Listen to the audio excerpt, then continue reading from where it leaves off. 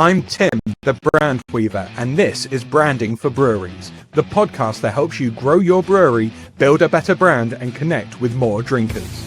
Each week, I'm joined by the brightest minds in the beer world, sharing practical tips to help your brewery stand out and sell more beer. Let's get stuck in. What up, 24-hour party people? 'Tis I, Tim the Brand Weaver, and I am here again, bringing you the Branding for Breweries podcast directly into your eyeballs, earballs, and any other vessel that you wish to receive it in. This, as I mentioned in the intro, is the podcast that brings you the brightest minds from around the globe to help your brewery thrive and survive. And as always, today is no exception, as I am joined by the man, the myth, the legend, Jordan Childs of Mash Gang, as we unpack the behemoth and beast that he and his fellow band of miscreants have created.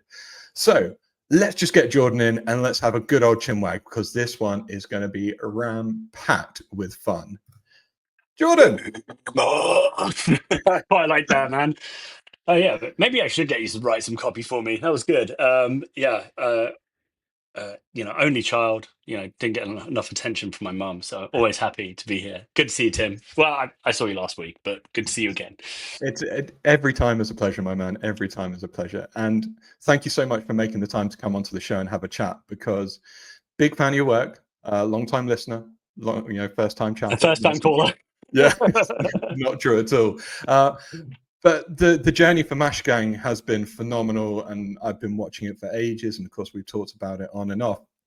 But I think there's so much that can be shared with the independent brewery world about what you guys are doing and what you guys have done that I believe can just be really beneficial to the audience who listens to this.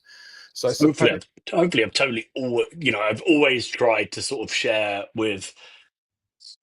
You kind of have to recognize that when you do anything, you stand on the shoulder of giants, and we really did have to. So if we can give a leg up to anyone in any kind of way, it may not be the answer they always want to hear, but it will always be what we think.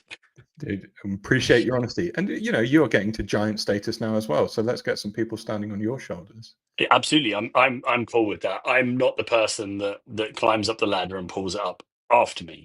It's, I guess, the part that becomes difficult is I'll get approached by well-meaning people that are starting something new, and I can't help but say I started a business half a decade ago.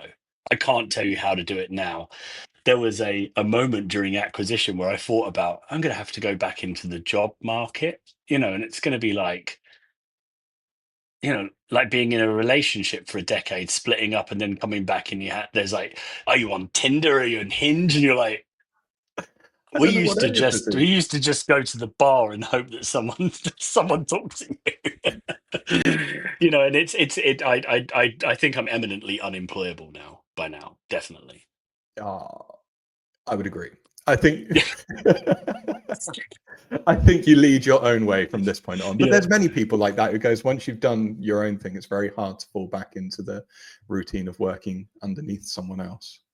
Oh yeah, absolutely. Yeah, it's I have to sort of work beside people rather than underneath them still, but there's always been someone in a business to help rein me in. Some more successful than Alex is not very successful at reining me in at all. James and Roger far more successful at reining me in. You just need one, don't you? You don't need a mass. You got in that. Alex is like, a fire. Let's put gasoline on it and see what happens. So yeah, no, honest. That's the problem. Is the duality of man is you never know what James you're getting. You might get the twisted fire starter, or you might be like, now then, he's put this out. Father of two. You can hear it in his voice sometimes. Well, let's see what we get today. Let's go. Starting, normally I say, "Oh, can you introduce yourself, what you do, and who you are?" But let's start. How would you describe Mash Gang? Like, I don't want to know the story. Everyone knows the story. But the alcohol-free beer for people that have no interest in alcohol-free beers. That's it. That's the entire pitch. That's what it is. Dude, that's the shortest response to a question I've ever had from you. Me do. Yeah. But I've really thought about this because at its core, everything else feels like it's deliberately taking something away, or it's like it's a substitute, or it's kind of it, what really started me doing it was like every time I went and I didn't want to drink and I'd be in a bar, I had to like order a beer that was like Mrs. Wet Boy's Nanny Beer for, sad lads that are wet, or it's like designated dry, like sober, dry bar, designated sober, and I'm like, cool, thanks, man. Like, great to have a conversation about this today, which I didn't want to bring up a pro nothing, but now I'm going to have to do it. So I was like, it's not a very good business plan, but we didn't really have a business or a plan, so we didn't need one of those. It was like, you make a beverage for people that they're not about the other things that the other beverage is about: sobriety, temperance, yoga, looking after yourself. My body's not a temple, it's like far more like an amusement arcade. So that's the kind of thing I wanted to make. I was also, you end up with that part where things, if you're making something, you might as well go all the way, and we kind of wanted to go into a bit of a middle ground as well. It's like, well, it's alcohol free, so it also needs to be gluten free and vegan, low calorie and low carb. And it's like we have just functionally discovered water again, guys, once we've removed everything out of it. So, I allowed myself a little more calories, less now. It's a bit more challenging. The market space really attuned to it. But that was kind of one of the things, is if we stop looking at all of the other bits and work out how people could enjoy something at that time of day. I always call it the mysterious 6 p.m. $6 beverage. 4 p.m. is probably more like it now. I'm a bit older, but it's like I can't buy a coffee because it's too late. Can't have a Mhm. monster. Not having a beer because it's too early, really, and got things to do. It's like, but I have about $6 or £4 to £5 burning a hole in my pocket that I'd like to spend on a little treat for Mm. me right now. That's kind of the whole thing. I said one sentence. I talked on for ages. You knew I was going to do that. You set me up to do that. What can I say? I poked the bear, and the bear responded. Yeah. Fine. Don't walk away. I Please hate come being back. so I hate being so eerily predictable. I saw myself doing it as I did it. I said it's a really simple concept, and then extrapolated it into something really complicated. And Yeah. thus brings the end of the podcast. Thank you so much Yeah. for listening for an hour and a That's half. been great. So Brevity is wit, but I'm not very funny. you have your own unique approach. I love it. So, like from what started as a COVID kind of collaboration experiment, where was the point where you went, actually, this could be a thing. This could like feed my family, put a roof over my head, and actually gain traction. Straight away. That's not a very good act. Like it was from the moment we started doing it. Yeah, I was like, oh, this is a nightmare. This actually like might be done before it's even started. Like, I tell you what, right? I tell you what, I'm going to take out a bottle from this cupboard, and this is the first commercially produced beer for us, like the first one we ever made.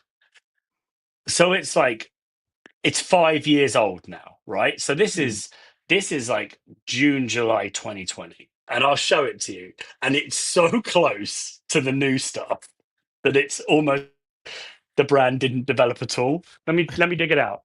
Check it out, man. I'm gonna take it out, man. Just show it to me. It There we go. Yep. The logo's this Yep. July, yeah, best before July 2021, and we were giving it a year shelf life at that point, batch number one. So the brand out of the gate was sort of fully formed. It was called something else beforehand. Do you know what's great? There's nothing gnarly or disgusting in that bottle. So I might at the 10-year anniversary of Mashka, I'm going to drink that. Love it. See what happens. See what happens. It's going to So be you like don't put when that Lisa on. drinks the water in the in the is it the itchy and scratchy land and turns into the lizard queen. That's what it's going to be like. Okay, the lizard king. So I remember the what was it, the Burger King advert, like it's a moldy thing, and that's a good thing because it's all natural versus Oh McDonald's. Yeah. yeah. Now I mean, I actually think, truth be told, I think that I kept a bottle from the first batch, and I believe that I had. I'm not totally sure, but I believe that I hand pasteurized all of the ones that didn't have a wax cap on it. Ben Gibbs has one of the first batches, and it has a wax cap on it. And I remember doing that in the garden, and I used a hairdryer to make it look really smooth. But yeah, I mean, I guess it was really quick. Unlike anything else I'd worked on, it was sort of just built on a gigantic load of different micro failures and macro failures sometimes, and it was, loads of, it was really easy because in terms of what the brand was, but anything that the guys that originally started, so it's like there's like Ben, there's James, there's Alex, there's me, there's Mike, like that's the first people that start working on it, and we all kind of like similar but slightly different things. And I guess that our whole tactic was we don't really have time to work on all of this, and we don't really have much interest on working on it. So anything that we like, that makes it in, you know. Mm. And there was another sort of in very intelligent appearing systems, there's often very, very small rules that makes it work. And I think that that's something both me and James have picked up from loads of different things, is that if you have very broad, very small rules, they can appear very complex and interlocking. Like, when you look at a bird and they're a bird migrating, they're in a V shape, or Mhm. ants doing something, or bees doing something, it looks very, very, very intelligent. But a lot of those actions can come down to what are very simple rules. And we had really simple rules, like if you don't like something that someone is doing, let's say it's a design, I don't like that. If you can't say exactly what you don't like about it and what you would, and you wouldn't make an offer of what it should be instead, then you don't get to talk. So that stops us going into a room and going, I don't really like the pink. Why? I don't know. It's just like, I don't know. I don't like it. That's like not good Mm. enough. If you say, look, okay, so if I get this bottle and I put it on the shelf next to Beck's Blue, Brewdog Nanny State, Heineken Zero, those are the things. Like it's really muted and it doesn't really stick out. And that's actually like quite a good way to work. And you go, well, it doesn't stick out. So what does? I don't know. I'll go and find it. And that was like one of the ground for like cultural tenets is like make me an offer. And you know what's amazing is like even now down the line, it's permeated through the only life business as well. Is like make me an offer. Then what is it that you don't want to do? You don't want to do that. You don't want to do this. What's Mhm. your idea? You haven't got an idea, so you have to choose one of these things. You can't just have a vacuum, and that allows for pace all of the time. You don't have the right in the brand to have an opinion that doesn't have a resolution. I think it's fair. What I think back to though is that idea of you going, well, if if it's something we like, it's something that we do. A lot of brewers I've spoken to, they're like, well, yeah, I like this and that, but it's not very interesting, is it? Like, where did you get the mindset of like, well, of course I like it, so other people are bound to like it somewhere down the line? It's like a Fight Club quote, isn't it? It's like you're not an individual special little snowflake, right? And it's like it doesn't matter how underground your culture is. There's someone for it, and it's like I'm not massively into EDM, but I bet that more people are into it than the things that I'm into, right? But Metallica played to literally millions of people once, and their concerts in South, So if my, kind of like my niche is a super dark weird underground thing, it's so weird, it's so dark, it's so underground that there are organized festivals where thousands of people go, they purchase a ticket through Ticketmaster, and they're served crappy beers, crappy food, and listens to bands that are really good come through crappy sound systems. Like, you can't tell me that there's not a niche for every brand. It doesn't matter if you're into sort of like furry Dungeons and Dragon role play hot dogs. There'll be at least 10,000 people that are like, yes, finally, my person. Like the type of music that I listen to is like a small subset of a small subsection of a small subsection. But if I bought a ticket to see them, I'd have to act fast because other people would. So Mm. whatever your niche is, doesn't matter. There's plenty of people that like stuff. Dude, I want to see the Dungeons and Dragons hot dog in a beer now. That's a thing. I'm just like straight away, as I was saying it, I was like, me and Annie could make this. This is the So thing. We can make it I happen. could actually do it. No, But you no were hot saying, dog flavored water. beautiful. That has been done somewhere. It must have been done. Yeah, If I am shocked and appalled that Northern Monk haven't done that. Do you know, have words. while we're talking about these things, that was one of the, like, it's not a question, but the most hideous beer I ever drunk was Northern Monk's cheese and onion lager they made with Seabrooks. So it was lager with cheese and onion stuff from crisps in it. It was an April Fool's thing. They really made it. It was like hauntingly bad because it was so real. It really was like just dumping cheese and onion crisps into lager. It was but most people disagreed and also said with me and said that their prawn cocktail goes was terrible. These people are wrong. They're idiots. They have no idea. Like the prawn cocktail goes was a miracle, and it's like a thing that I've been chasing for ages is to try and make like bizarrely tomatoey seafood cocktaily beers for some reason really work for me. Brass Castle did like a pizza which is like tomato lactose and like and oregano and basil in a beer. Way better than it had any right to be. It actually tasted crusty. It's really good.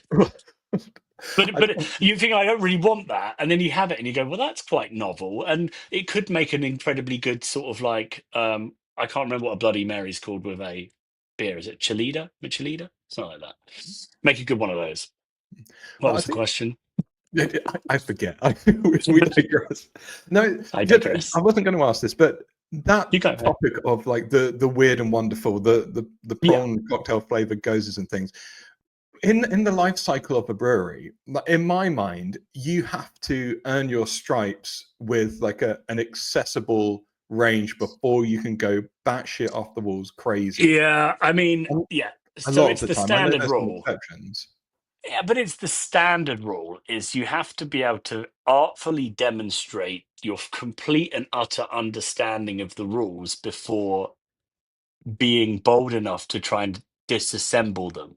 To be everyone when they starts doing me more than anyone just thinks if you don't think that you're the greatest or have the potential to be really, really, really good at it, you'll never start your own business because you actually need to not only be delusional, but have others take part in a collective delusion with you. You need like a folia cat. You know, like you sort of you need to have that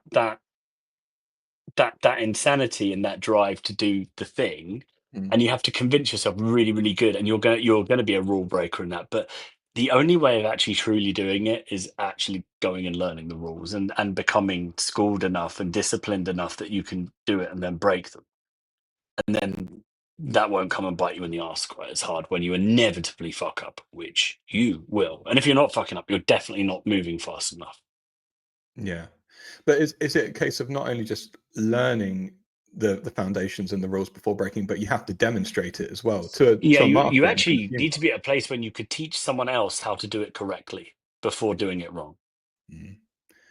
Right. That's that. I think that's right. That was the tangent that I now want to loop back around on, because the other Yeah, thing go we on. talked about a while ago and was the idea that Mash Gang could have been a soft drink, ice cream, food Oh truck, yeah, anything like that. But yeah. why beer? And also, why could it have been something else?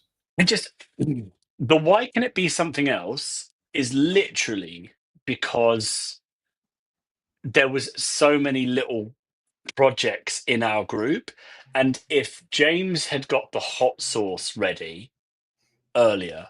I was making like cashew cheeses and stuff. It was really finally had time to do things that took ages and I could look at and pay attention to rather than disappearing off of work for a really long time and coming back.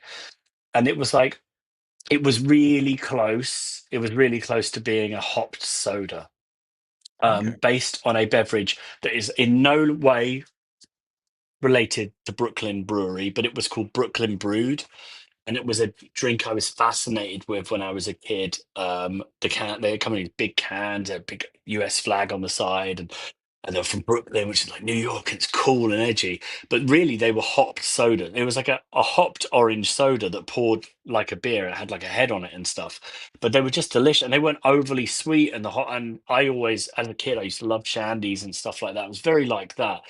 And there was cloud water. We stopped doing it literally because the idea that we had, which was like a tapache, so it's like a pineapple ferment. The idea that we had adding hops to those and kind of presenting it like a beer, but Cloudwater already started to do it with Cloudwater soda so much better than us so quick that we went, not that then. But even then, it wasn't like we're trying to find a new business. It was just like, well, someone's doing that project better. So we could either just sit and do it. Well, I don't really care about it enough to do it. And it was really where it becomes incidental is it's literally like people are like, why don't you make more of the pineapple beer? I like the pineapple beer. And it's like, rather than explaining to someone I hadn't made a non-alcoholic pineapple fucking sour thing, it actually was a tapache that had just added some hops in because I was trying to find something new and exciting to do. We just at that moment I was like, yeah, I'll make the pineapple beer again. And it's like they moved on from. I did loads of weird stuff, man, loads of weird stuff. But that's kind of it. Could have been. It was unlikely to be a food truck because it was like COVID times, but it could have been if it wasn't COVID. It could have been ice cream. But do you remember 2020 was like insanely hot to the point where it was like really, really uncomfortable. It was really, and actually, I couldn't get an ice cream machine to work because it was too hot. So I stopped making ice cream. But I had loads of the ingredients left over. And later on, the beer that would get a lot of attention, one of its ingredients was vegan soft serve ice cream Really? because I'd had loads of it where I was using it as a base to try and make these different flavors. See, It's too there's a hot little for the ice peek cream behind machine to the work. Yeah, it's weird. Like, God bless the heat. And now we have Mash Gang. But yeah, it was easier to make the drinks in the heat. In fact, it was great because it was so hot. Like, obviously where you make tepache in Mexico, like obviously it's self fermenting, so it's nice and hot there, and it was nice and hot here, and it kicked off. I got it the recipe from Brad Leone's It's Alive, and I recommend any of you should go and see that show if you have any interest in fermenting things and want to learn how to do it. nice, good tip.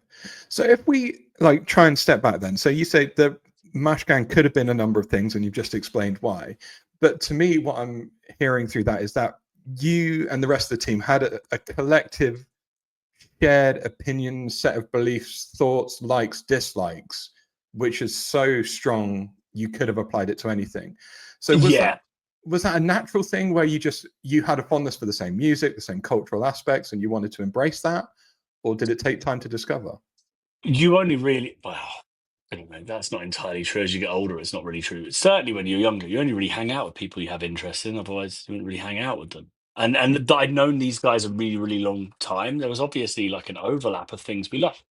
James prefers a lot more electronic music than I do, but don't like. But if we go to Furnace Fest, and it's like he has like loads of like hardcore bands that he loves as well. He went that way. He was into like heavy music, and then sort of dipped out of it and went more into sort of electronic music. But he still has an appreciation and love of those. He was really like Furnace was so sick. It was just like the most dream lineup. Um, but for us, yeah, definitely it was we have this shared, it's like me and Mike. Like Mike doesn't skateboard and I like skateboarding. Alex likes skateboarding. I like skateboarding. I'd rather ride BMX than skateboard. It's like all of these broad sort of things. Like the probably the biggest overlap in music taste would be me and Mike. Probably the like but culturally fit music taste. Chris and Alex are probably about the same sort of thing they're into, and I think that there's enough. It's all just a bunch of outsiders. It's like no middle donut, isn't it? It's just a bunch of outsider stuff, but so much of it that it's actually quite a thick ring. That's what it would look like as an infographic. The You Mash know Gang what I is was going to describe it as, but I can't because it's a later question. If I bring it up, I'm going to hemorrhage my own. I know you're going to we bring up derailed something, the so whole yeah, thing. there's a good. Yeah, so I'm not saying That but means I rail. have to get to the question at some point, and I can't deviate across. But if you don't, I will go back to it. You'll loop back. Okay, that's on your shoulders then, not mine. It's fine. So Yeah, I do.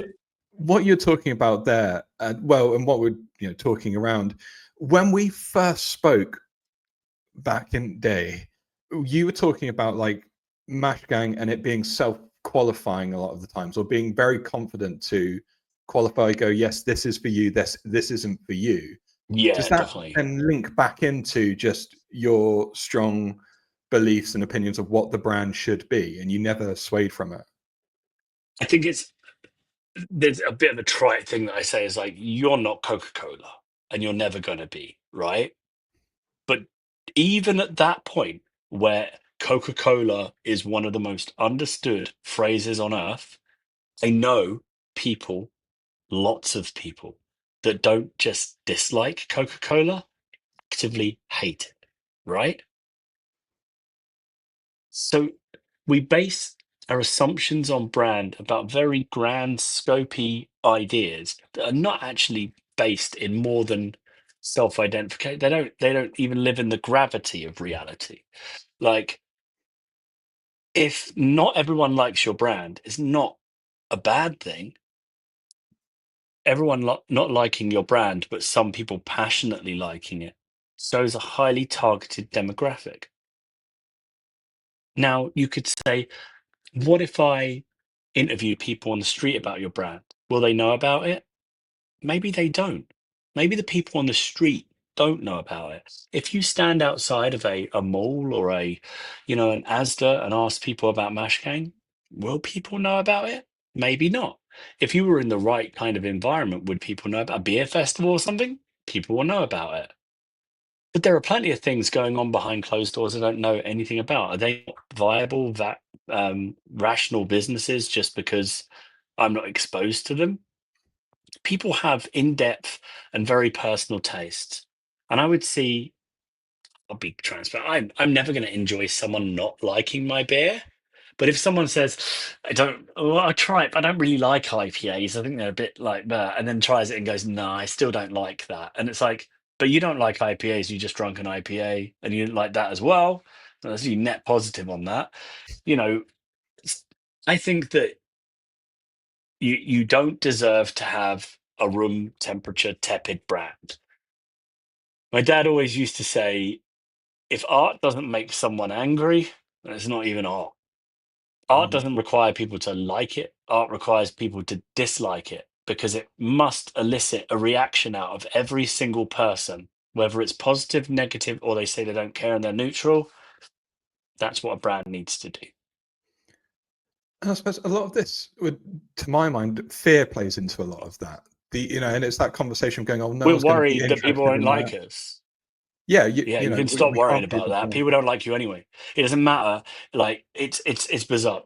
Yeah, you get in front of people, and it's a double-edged sword. I will share my personal experience, and it's like, when no one knows who you are, and you're a complete and utter nobody, no one knows who you are, right? When some people know who you are, some people will like you, and some people will dislike you. But that number's usually fairly balanced. It may not be, but you cannot have more and more people liking you if you're not prepared for more and more people to dislike you.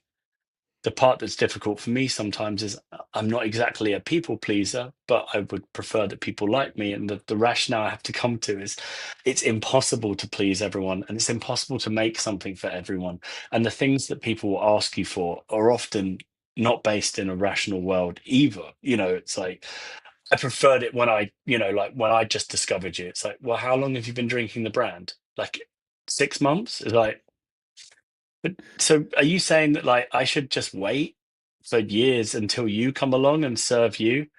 I could do that, but are you going to buy 100,000 beers a week? Because I really need you to do that, And that's the hard part. You aren't going to impress everyone, and you know what? You should go into investment meetings and stuff, and most of them should sit there and tear you apart. And what you should do is take all of the stuff that gets torn apart and look at it for all the people and say, Why do they keep saying we're doing this? Why do they keep assuming we're doing this? Why do they keep to and take that knowledge and do something good with it and either make yourself better or say fuck those guys? I don't know what they're talking about. Mm. Um, and that's the part. You have to have this criminal. There's creating your own hype. There is standing behind your own hype. People will even accuse you and say, I would like the brand, but you guys are just too noisy. I'm always hearing about you, and go, I can't do anything about that, especially if it looks like you're actively seeking out this conversation. Of course, you're going to see more of it, and it's like that you don't get to be quietly successful unless you're like a warlord or something like that, or a drug dealer, or you don't get to if you. It's the double-edged sword. It's the James Watt challenge. Yeah, I've got a nobody business, no one gives a shit about. I've got a bunch of cash, I've got a bunch of ideas, and it's like I can't get any attention. So I'm going to have to use the only thing that's left, me. But Mm. the minute you hand yourself over, you don't belong to you or your family or your friends anymore if you do that. And it's like you either die still being the hero or you live long enough to become a villain because you could never, ever get to that level of fame without burning bridges. I chose a deliberately contentious subject, and I know that there are far more questions at play than just that. But my exact moment is that is the thing. That's the trade-off. If I say to you, "Who is the founder of BrewDog?" You know. But if I say who's the current CEO of BrewDog, you might not know, but you could know because you're in the industry. But if I say who is the founder of Heineken, who's the CEO now, who's the founder of Beck's, who's the head brewer of Beck's now, you won't know those things because it's a completely different model. And I think when you're talking about your brands, I do think the personality brand is something that we'll see as a necessity, but it's definitely a shortcut, but I wish I hadn't taken it. I was going to say the personal brand versus the business brand. Do you think it's possible to achieve it without the personal brand attachment? Oh yeah. Oh, absolutely. You actually How? like you don't. Well, you only know who the people behind Liquid Death are because because you know them. Okay. So do we, right? Mm. But who's the head of that brand? Who's the figurehead of that brand? Who made it? And you're like, I don't know, is that like Sticks or I don't know. I Mm. actually, even if I think about it, I don't really know who sat down and did all of that. And I think it's totally and utterly. Um, you look in the UK market, a lot of the guys, they're kind of, you have to if you're a startup, you kind of have to put your face out there and do it. But many brands don't, and they succeed. You know, let's be realistic. Did Tom Holland sit there and go, I would like a beer brand. I would like a non-alcoholic beer brand. That's what I want, right? I would like to stop doing my job, which is being incredibly famous, dating someone like incredibly desirable, making loads of money and being some of the greatest franchises. I want to go and I actually want to work in a relatively small thing. Or did a VC I don't even know who's behind it. I don't care. But and actually, I do think it's good for the industry, incredibly good for the industry. More brands is fun, and I like Tom Holland, sweetheart. But what I'm saying is, I doubt that was an accident that all came together. Mm. There would have been, and probably there may have been a bunch of other faces behind it. By the way, this is a live thing. I'm sorry, I don't actually know. I haven't done research because I don't really pay too much attention about stuff. But when I think about it, I I don't know if you agree with me on this, but being involved with brand is sometimes like it's so depressing in a certain way that I don't even get to enjoy adverts or when I'm in the supermarket, I get to the end, and today we were talking about a free Aperol spritz hat, right? Hmm. You get it free with the Aperol spritz at the till. Like you don't have to do it. And I can't even look at it, but without seeing the meetings that went into saying, should the hats be at the top or the bottom? And the brand guy's going, the drink should be at the top. It's the hero product. And you're like, but it's already on the shelf down there. And the hat's the thing you want people to...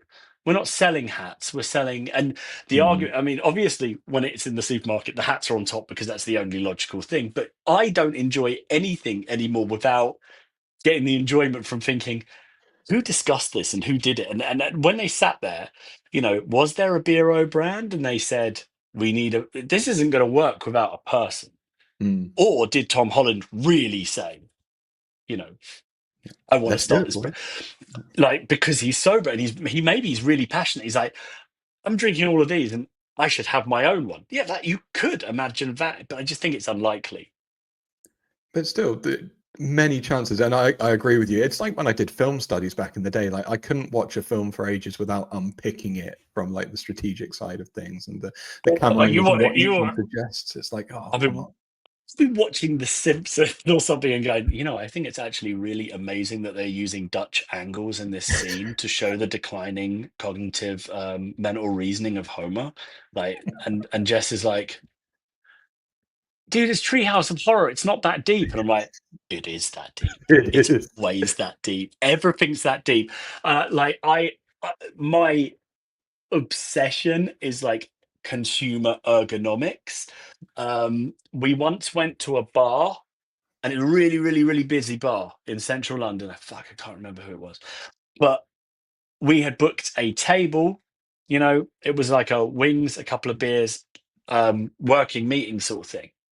We booked the table for a few hours, but we were really going. The guy comes over and he's like, gives us 4 tokens for an ice cream, like an ice cream each. And he's like, you can go and grab it over there.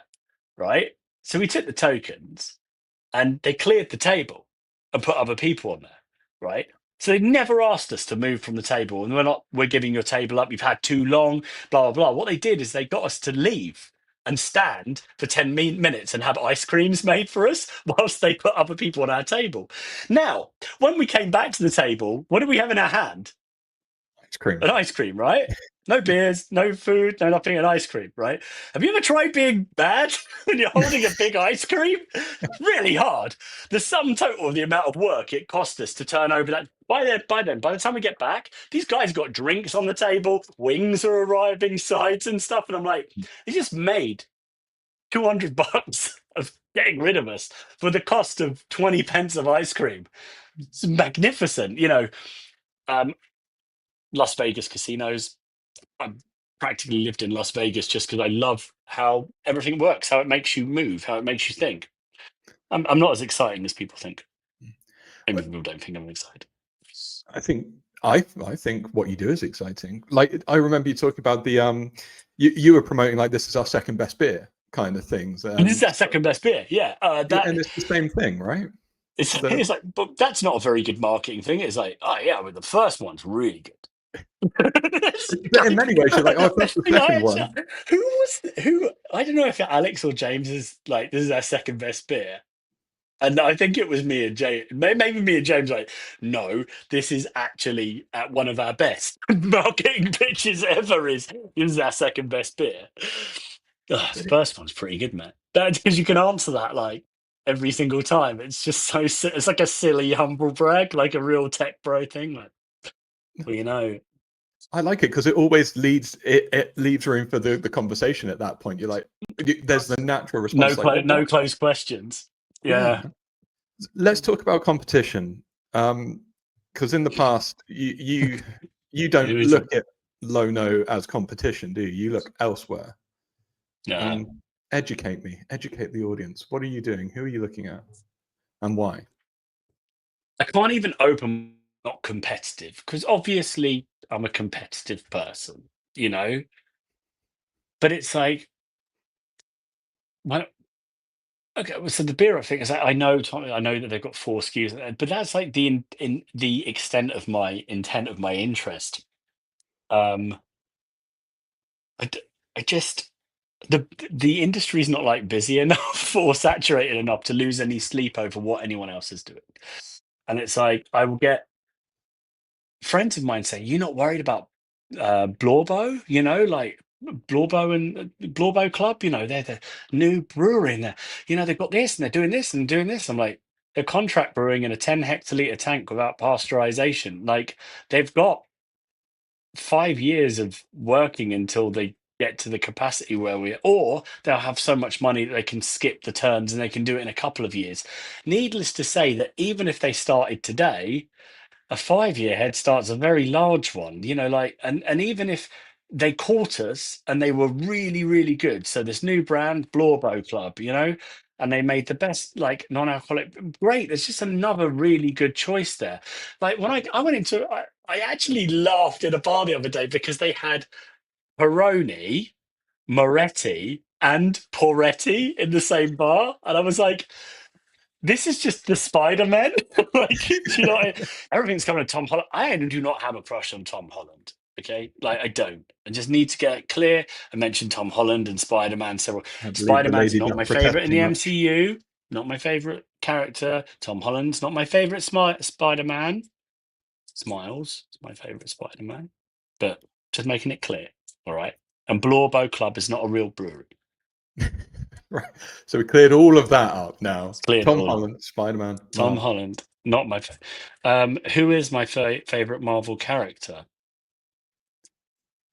That's not a question I Weirdly, asked you. Why are you trying to like oh, railroad? you think that you think that you want to talk about what you want to talk about? It's Doctor Strange. Don't know why.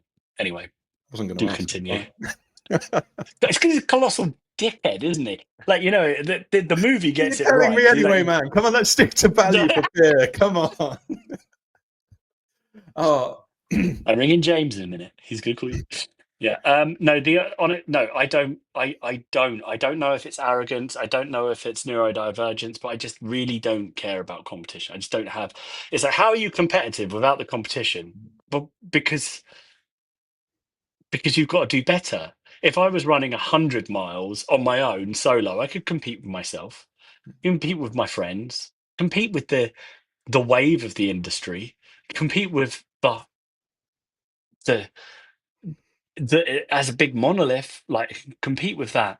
But I don't look at other like brands and think like, I want you to fail. Oh God, you're doing that, it's giving me sleepless nights. Aha, you had a fail. I don't think about stuff like that. I don't really care about it at all. do you look Excited to, that it's more brands. do you look to other brands potentially outside of the beer space? Like I know you've referenced Oh Monster in the God, yeah. past.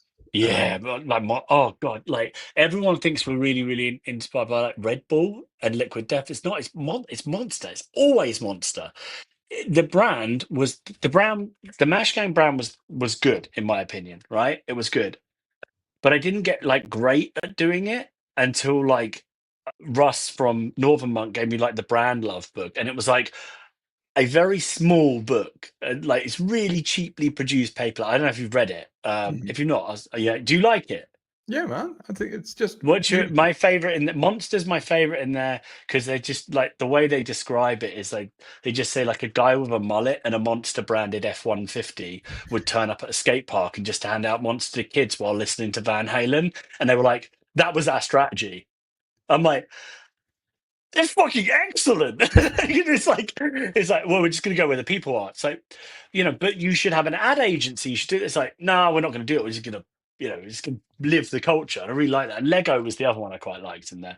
And it was, it really spoke to me. And there was a lot of things when I got to read it and got to go through it where I thought, oh, we're doing these things by accident, but we could be doing them. So no, I'm not a very competitive person. I get really excited about things. Contractually, actually, like I'm able to like help people within the realms of published knowledge and reality. I can't go and solve a competitor's problem in their brewery, but likewise, they probably couldn't do the same for me. But I get broad quote. Obviously, the beer festival, you saw my queue of people was like, right, this isn't working. Right, it's this, and this. It's quite a Fix long it. queue of. Fix it. But at the same point, I have to call people all the time. You know, This is a slim connection, but you mentioned it. Obviously, the Monster reference there and like kind of their Mm. strategy to market. I want to talk about Beyblades. I mean, Christ, it's in the title of this chat, but I thought Yeah, it was a stroke of genius when everyone's just getting an acoustic singer-songwriter or a ruddy pizza wagon rocking up outside their brewery to promote their beer. Beyblades. How, why, what else are you going to do? I want to take. I want to take. Dude, you were there when the idea came up because they told me. No, you were actually there the morning when Ollie's cooking this breakfast thing in download, right? Yeah, yeah. I got the text about the Beyblade thing, and that's how we got. That's how we find out that Ali had a friend in common because we talked Oh, about Brighton, and then it starts going. So basically, the Beyblade Championship was already going to happen. They wanted to do it, but it was going to be a relatively small thing. One of the team, and I think it's most likely going to be Alex or Jack, but I think it was Alex. Um, is like there's a Beyblade thing down on Brighton Beach. Now I was flying off back to the States, so I could never go to it really. So, but I do have a tremendous any of those tactile sort of game things. I'm a bit of a weakness for, don't you? Like Pogs, massive Pog fan. Like, Args. Yeah, we used to collect pieces of cardboard. You tell your kid that, and they're like, "All right, Grandma, let's get you off home." It's like it was an evolution when of I the was young, Panini the sticker internet book, used to wasn't come it? on a floppy disk. Okay. Dude. I But once pointed at a save thing, and I said to my daughter, "Do you know what that icon means?" And you know, it's the little floppy disk for save. mm, And she went, "Yeah, I do know what that is actually." And I went, "What is it?" And she went, "A mini disc." And I was like, "It's not a fucking mini disc, dude. That's a like." Yeah. Anyway. I like it. It could have been worse. Could have been a worse Could have one. been worse. It was so much worse. But yeah, like any, and you know, it's like, yeah, a marketing company be like, yeah, we're going to hijack a cultural moment, and you can imagine it's not that. It's like there's Beyblades. Like, damn, I love Beyblade. I haven't played Beyblades. I want to get some. There's an Mm. event. How can we write this up as a business? It's like make a flyer. It's like really all my But team wanted to do is go and play Beyblades. So yeah, they did. It was really good. Do you see the footage from it? It's really fun. We dude, should it do it just again. There will, if it's not a massive trademark violation that will get me kind of imprisoned, there will be Mash Gang Beyblades one day. I don't know if it's like when you buy a red car, you see more red cars on the streets. But since you did the Beyblade thing, I've seen it pop up more and more. Like a band, they had a I Beyblade battle in the middle of a beatdown, which I thought was brilliant. Oh my god, Probably not. the when I was at a Furnace Fest, we were in a really tiny tent, and it was I don't know who was it was someone was playing was like it may have been Vane or someone. It was like somewhere where it was like loads of strobes, like it was really stroby, and I had noise cancelling like buds in because we're there for like 4 or 5 days. It's Mm. really fucking loud, and you need to be able to hear what people are saying. And I kept hearing anytime there was a quiet moment, like a de-chunk noise, exactly the noise de-chunk, Mm. and I was like, do they? Because the Vane, if it wasn't Vane, it was someone else like that. But they kept playing weird samples over and over again. You know, Mm. like dial-up sounds and stuff like that, and like the noise from Metal Gear Solid when his thing goes Oh, on, yeah. like weird. But I just kept hearing this noise, and you know, noise cancellation things make some things very quiet and make other things louder. But I could feel it as well, and I finally caught it in between the strobe and turn, and someone had a fucking pogo stick, like one of those brick ones that go this high. And what was happening is going the chunk, me turning around going, what the fuck's that noise? And the guys are like the background. We're going to see a Mash Gang Pogo battle. Right, is that? No, I that's like one. I'm okay on wheels, but like pogo sticks really feels like me explaining how I fractured my collarbone to my wife. Well, darling, we thought it was a good idea at the time, but turns out not so much. Oh, I But mean, this, yeah, I mean, I probably could.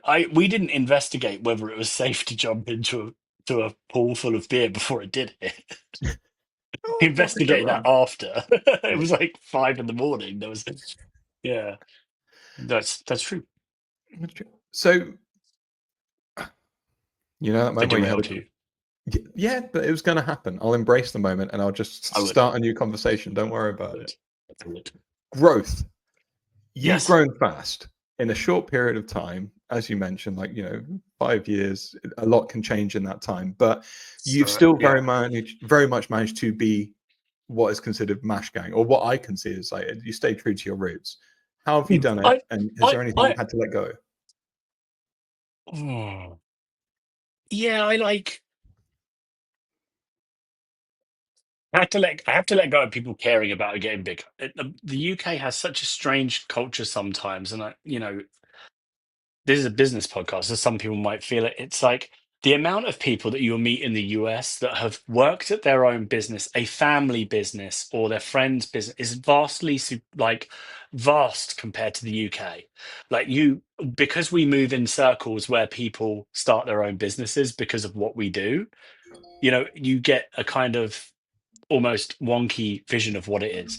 Because in all honesty, I don't think people know truly what goes into starting your own business, maintaining it. And a lot of things that look like an overnight success have been an underground nightmare for the founders for a very long time. And it's like, look at you guys, just turned up, sold out. And it's like, in 2022, we're talking about whether we wind down the business, because essentially me and James have got to a point where we're like, if we want to make enough money for it to be me, James, Alex, Mike, like everyone's career. Ben would probably go off and do something else because he was doing tour photography and stuff. But enough to, you know, we realized we'd have to grow the business actually 4 times from where we were, and we had a really unique off ramp where James was back at work, post COVID. I was a couple of years into this business, and I was getting really comfortable brewing. I actually started to think maybe that we'd wind down Mash Gang and I would go off and work at a brewery, hopefully go to like Northern Monk and say like, could I have a part-time job, or something. That's kind of where we were getting, and we just knew that to get to the next stage we'd have to go really, really big, and it would mean hiring. It's just one of those things. You can't just hire yourselves and then that's going to be the business. We need to have enough capital in the business to actually make it work as a business. I I think between 2020 and 2023, I maybe took home £20,000 over that. So about less than 5 grand a year, sort of, maybe less in that time, to the point where it's like every week every month or a couple of months, I was having to go in for a meeting with job seekers allowance. And I had to show that. I've got to tell you something. They did something I would never welch on the person that did it. But the guy that was my job seekers guy pushed the wolf back from the door so many times. They wanted me to go and get a job. They're like, it's 2 years into your business. You need to go and get a real job. You can't just be self-employed. But the guy there was like, every time you come in for your meet, you tell me more and you show me. He goes, and I watch you guys on social media. And he's like, if you have to go and get a job, you're not going to actually, you're just going to leave this, aren't you? And I was like, yeah. And he's like, but it actually could be a local business that does well. And he really did when I was doing job seekers. And obviously, there was a great day where I got to come in. I think 3 months after that, we'd made the batch at Gypsy Hill, big batch of Stoop, big batch of Chug, like full capacity, really high quality production runs, really big volume, and they helped us move some of it. And I got to go in like a couple of months after that meeting and went, yes, I won't need the money anymore. And he Yeah. was like, you haven't taken a job, have you? And I said, no, we actually just secured like investment for the It's business, and work. it's worked. And he was just like, I've never been so pleased to ever say, I hope I never see you again. Oh, man, that's a And I genuine was like, goosebumps moment there. That's yeah, it beautiful. was. And I I love it. and I said, you won't. It was at that point, we'd had the conversation and we'd said like, you know what? We're at zero now. Yeah. We don't owe anyone any money. We've got a couple of tanks of beer. And what we could do is we could fulfill these and say thanks so much to everyone. And it's been really, really fucking fun. What a project. What a Mm. thing. And and then I started getting like nominated for like Brewer of the Year and things like that. And it's like, we can't stop now, you know. Foolish. And like AJ, I was working with AJ at Gypsy Hill, and they really pushed out on the lines. We had draft going out, and yeah, it was hard because their capacity started to come. They started to do well again, and we kind of got pushed out there. But then we went up to Fierce then, and we kind of they just got a new brewery, and we grew into that. I saw Dave last week, and we were like, "Can you fucking believe it?" because we had to do a lot of the scaling up was gnarly. But yeah. That London Craft Beer Festival. A lot of people hadn't seen me since post acquisition. So Yeah. And so, apart from the like, guys we saw in Denmark, naturally. So you sold out. You're too cool. yes, You're not a yes, real brewery. You've had no. everything thrown at you at various points. So, what are you actually building? Like, who is Mash Gang for at the end of the day? Because you've had your off ramp moment. Like, oh no, now's not the Well, time. I'm going to and carry that's on. it's just what it's like really weird, right? Because it's the same. It's the same thing again. It's like the same thing that keeps me here now. My business has been acquired. I've cashed my check. Like, I mean, if I said to them like I want to leave tomorrow, I think they'd be pretty upset. But there's no, I could leave. So why don't I? I mean, well, we're finally getting there. It's like I don't want to stop now. Like Mm. this is the point. Like in the last year, do you know what the question I hear the most is why don't you make any more beers? Like why have you just done like a couple of beers and like that's it? You know, last year I think we actually released like maybe 8 beers last year, which is not it's not many, right? Especially for Masher, I usually do 8 beers a month. But for many, bro, 8 beers in a year is actually quite a lot. Some of them we imported from the US. We bought 4 beers over from the US. We bought a refrigerated shipping container across the ocean to offer more SKUs this year for stuff we brewed in Milwaukee. But that's crazy. Be it me, James, Glenn Allen, Damien from over but we brewed those beers in the US and then we've put them in a container and sent them to the UK. It's like wild to me. Like that we even did that is stupid. But that's like 8 beers in a year. It's like Mm. 8 more than Heineken have done. You know, True. it's. I think people got really, really used to just the absolute flood of it. Do I miss like doing all that ridiculousness? Like, yeah, like obviously is like real white knuckle stuff, isn't it? Do I do I miss trying to make a new beer every a month is like 30 days when it's a good month, 31 when it's the best month, but 28 when it's a shit month. Beers take like a month to make. What the fuck was I doing making 2 beers a month? The guys at Harrogate, because at Harrogate were producing those smaller batches for us, which got quite big actually. I had to buy some new tanks in the end because it got too popular. We got to a weird sort of pinch point, but those guys must have been insane. They're as insane as we are. Who would agree to that? But they did it. We did, Mm. and sometimes we're a week late, and people would think that would be unacceptable. Be like, "Oh, you're already like the fastest in the world, man. This is ridiculous." Like, I miss it because I miss the hustle and I miss the pace, and it's kind of ludicrous. But I don't miss sweating in the middle of the night thinking, oh my God, please can lids turn up. Please drop clear tomorrow. Please gravity be safe for a week. All of those things. So, I don't miss that. when do you feel like you've achieved? Like, are you looking for monster status, or is there a metric or a No, goal? no, I'm like I can tell you exactly where like my cutoff is and where it lives. And I think that is when I fly home from working in one of the states I work in, when I'm at the airport and they have a Mash Gang branded tap, like because all of the breweries we work with, they have their taps in the airport, and our friends like Dogfish Head, they got theirs there. They got a pilot, a beater, like all the people we know. They got their spot. Revolution across the road from like a pilot project. They've got theirs in there. Um, I think when I can get like a kind of proper thing, and when I got no one knows who I am, it's just a thing that's there. It just happens to be there. It's not a special. That's probably me capped and done.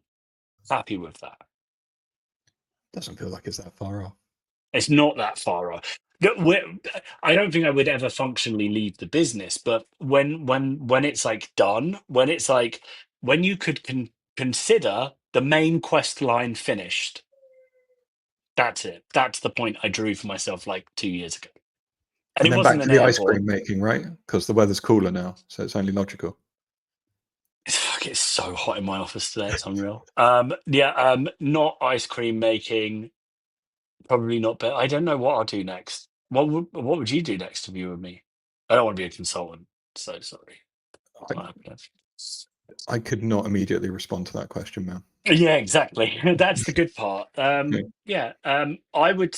So when I don't really have a boss per se. The CEO of the business, Damien, he says you have a couple of these in you, really.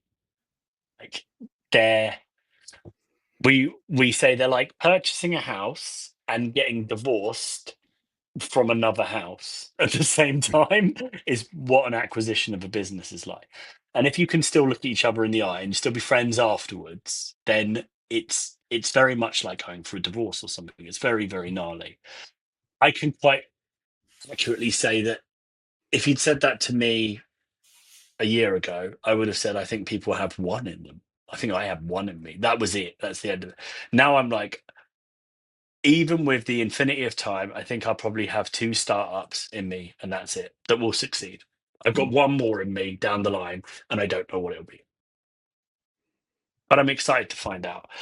But I'd like to functionally retire at 55, which sounds like an absolute piss take, but I really do. My grandfather retired at 60, and he actually sort of got like 20 more years of good life out, and I think I'd like that. I went to work when I had my first job when I was like 14, so I want to retire early. Dude, beautiful goal. And not in a Lamborghini or a gold palace. Like Just be just a happy, man. regular life is fine for me. This is just clocked over the 1 hour mark, but this is That's fine good. because this is beautiful. I want to wrap this up with one final question, my man. And before that, thank you so much. I've You're loved it. welcome, man. Thanks for having me, and thanks for listening. It's always fun. It's always fun. So, What's your final last question: question? what do you think's holding the UK beer scene back from breaking through in a meaningful way? Oh, the glasses are off, people. For those who are not watching this on video, the glasses have come off. I'll put them back on. Oh, it's yeah, cool question. You knew where I was going there with this. This is functionally me tying my hair back before, you know. I wish I had the Um, opportunity to tie my hair back. so there's a few. We are stuck in a we're stuck in a limbo. Like, yeah, definitely stuck in a limbo. And it people want to blame the industry, but I don't particularly want to blame the industry per se.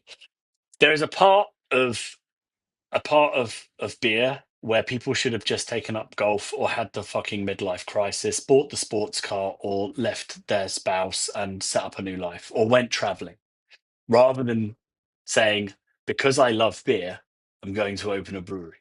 You know, if the business only works with a constant influx of capital from friends, fools, crowdfunding, venture capital, if it only exists because it's funded, then I don't like doing business like that. And I would say how I was taught to do business was like there no, I didn't. But Luca Lorenzoni, Stephen Smith Hay from Vault City. Luca was at Northern Monk at the time. I listen to how those guys run businesses, and then obviously I work with Roger Tassel, who's probably like the beer CFO now. I mean, he's moved on to a different role now. You know what he's doing now? No, where's it going? Ah. I'll give you his official title. Oh I'll do no, give hang you on. his. I do know where Roger is. Of I course. want to give you his official title, otherwise I'm going to do it. He is now the MD of Cuxtor. Yes, I just went no, and then in my mind I just flashed, and I remember the photo he posted on LinkedIn of him like rocking a load of Yeah, keg. It's that, beautiful. finding out that was so. I mean, obviously, it's an amazing, not just a cool brewery to work. Like Steve, I'm talking about people that teach you. Steve was like the guy that was importing like Sierra Nevada over, and Mm. and he was the guy that sort of like saved so many breweries and saved so much heritage that was going under. And he works, and he truly cares. He's been ever so good to me. Like, and Charlie from Bunker Projects and Jamie Allsops, like brewing like legendary people. The amount of time these geezers give me is way too much. So yeah, I think that's the positive. That's what the UK's got pushing it forward. Right, that's what it's pushing it forward. What's holding its back? There's a few things that are fairly arbitrary. Now, when I make this next statement, this is live and this is coming from me. It may be incorrect. I'm actually, but we are actually too large now to meet the criteria for independent brewing, right? We have sites. We don't own the sites internationally, but that's enough. And the volume that we produce is over the maximum amount for an independent brewery. But I find that really like I would hear the argument that we're not an independent brewery because we have venture capital back. I will hear that and I will listen to it. But if a bank gives me $20 million or a venture capital company gives me $100 million, $200 million, it doesn't really matter where the funding comes from. You know, your independence is driven by, I guess, what the board does. It depends how much of the board has say on your independence. But I say that British people, they just dream so small and they're so used to, you know, failure at the moment. And that's because it's been so hard. I don't think, and I'm not saying it hasn't been hard in the US, but it's such a deeper pool of comfort than there is in the UK. In the last 5 years, it's been so incredibly hard for people. You know, so there is an estimate of you're not running a business, you've got a hobby that costs a lot of money that you're making people pay for. Versus look at the growth of breweries. Look at how things like Northern Monk, um, you know, like Jamie's kind of Ossett Brewery. You look at like the like how Vault City's getting their biggest. You look at the value proposition of Vault City. It's stupid. It's ridiculous. Heavily fruited sours in the supermarket. Like, who's going to buy that? That's crazy. No one's going to buy. You would have to have a cultural and iconic movement to do it. And by God, they actually did it. You know, and it was like that's a success story. But how many naysayers do you reckon they had to listen to? How much negativity? It's not a real beer. It's not this. It's not. It doesn't fit this. We don't have the luxury of gatekeeping our success anymore. We are required. When you're a director of business, the first thing you have to agree to is that you're going to grow the business. It's not a hobby. It's not a band. It's not a club. It's a volatile economic commitment. And making money is not dirty. Like making a profit is not dirty. You know, let me I've had people say right back in time, £5 for a can, you must, you know, like you're just disgusting that you're making this much money. I'm like, I am making less money on this can of beer than Heineken is making on a can of beer that costs £1. Their margin is larger on that than mine is. That's 5 times more because my can and label, because I don't have the purchasing parity power of Heineken, costs more than the entire alcohol can, not a non-alcoholic one, the alcohol can. We went to Alex's wedding in Toledo. I went into a supermarket. The cheapest beer in the supermarket was 33 cents. Like, but that must show you what margins in other things, you know. So there is this almost like a cultural thing. It's like that's a rip-off. That's a scam. That's too expensive. And it's like, but if you imagine going up, I need a car, yeah, I need to buy a car. You go up to the car thing and go, I want that. It's like, well, that's an Aston Martin. It's £500,000. That's way too much for a car. I would never pay that for that. Well, that's okay because we have this certified Lexus for 25k. No, I just think you should lower the price of that because I can't afford that and that's what I want. And it's like, but that's how luxury works. A tote bag that's £1,000 or £1 still carries the same amount of stuff. You just have to decide if you want to spend your hard-earned money on that. And if someone can't afford £5 for a silly fancy can of non-alcoholic beer in the situation that they're in, I just urge you not to buy it. Like, you don't have to. No one's asking you to do that. But the flip side is that's what's holding the craft scene back is dreaming so small. Even our dreams are small. Our island's small and even our dreams are small. But we could do so much better. But we do. Do you know why? Because look at the people that do the smart things and they offer someone, they grow because they offer someone something they really want, a utility or an experience. It's like, why is Verdant growing? Why is Vault City growing? Why is Northern Monk growing? I mean, I say those ones over and over again because they're really good examples of it. But look at Kirkstall bringing back the Double Diamond brand. You know, like it's in the supermarket, amazing challenger brand. I don't know if you tried it. I have a borderline obsession with it. You know, the other thing is not recognizing there's sort of like a bit beyond craft, which is sort of like I was saying, when I started saying like, well, Beavertown's more of like a post-craft brewery, and we're like a post-craft brewery. And it's like, so craft's dead then? No, I mean, there's post-punk at the same time as punk. There's and actually, the joke was on my live, so I can say it was a post-punk. We were post-craft. It was post-punk. It was kind of we'd come on from that generation of British craft. It's like that flirtation with American craft that becomes gigantic in Britain's around 2013. It's a decade ago. Mm-hmm. It still exists. Beavertown, Brewdog, like those guys haven't gone anywhere. The first bastions of British craft, really, they're still there, with a bit that comes after it. But I would actually probably say Beavertown's like one of the ones that sort of comes after it as well. It's like craft adjacent rather than craft. There's never been a bit of mash game where you can look at interviews going back half a decade. We never said, yeah, we want to be a small niche underground thing. We were like, we want to be like Monster. I want to be in the meal deal. Like Lucky Saint are in the meal deal. That was ask Dom, who used to be at Tesco's. I think he's at Red Bull now. He was like Dom Hill. But saying that you would never functionally get that to happen because of restricted covenant legislation around the sale of non-alcoholic beers to minors, which I totally agree. It's a really slippery slope, bad thing. But I said, but if you have to get ID'd to buy a can of Monster, then you've got to get ID'd to get the Lucky Saint, and then that's absolutely fine with me. I actually don't mind that you get, as long as the energy drinks are ID'd as well, ID the non-alcoholics, absolutely fine. But get them in the meal deal.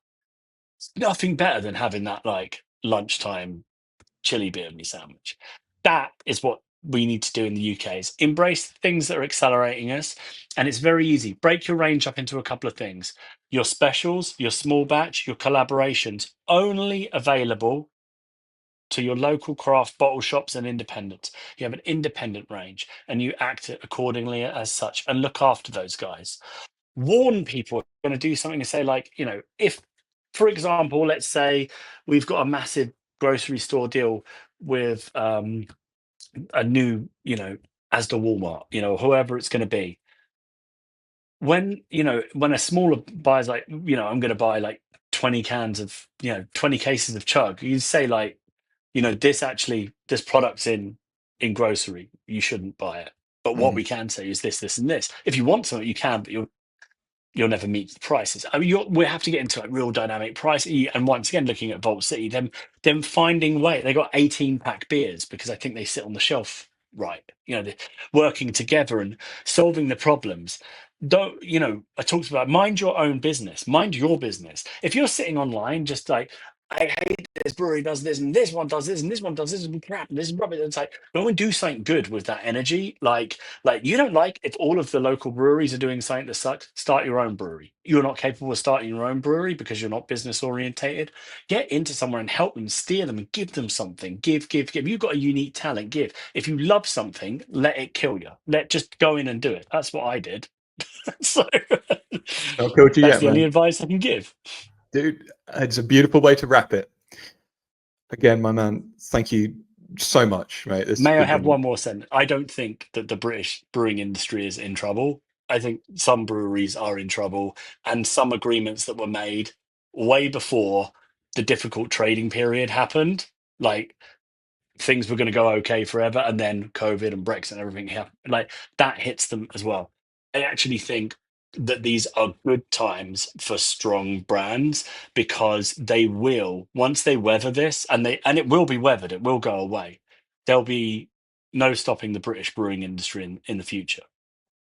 For those with a strong brand. Now that's how I want to end this conversation, my man. Thank you, buddy. For those with a strong brand. Take care, man. Cheers, buddy. Thanks, everyone. Thank you, everyone. You've been awesome. Bye-bye. It's a great weekend. That's a wrap on this week's episode of Branding for Breweries. If you got something great from it, hit follow, like, and subscribe on your favorite streaming app. Or even better, leave a review, share it with your brewery pals, or get in touch, because I want to chat to you. Rock on!